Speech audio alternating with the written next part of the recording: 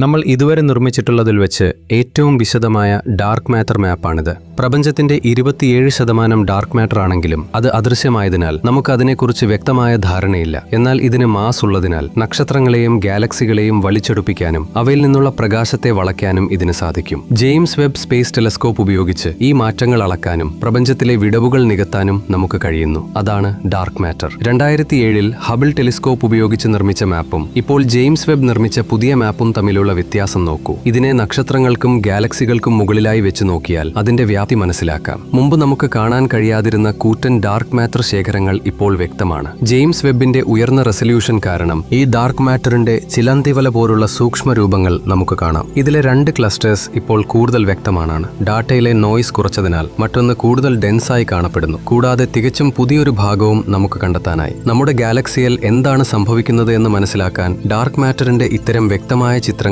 വളരെ പ്രധാനമാണ്.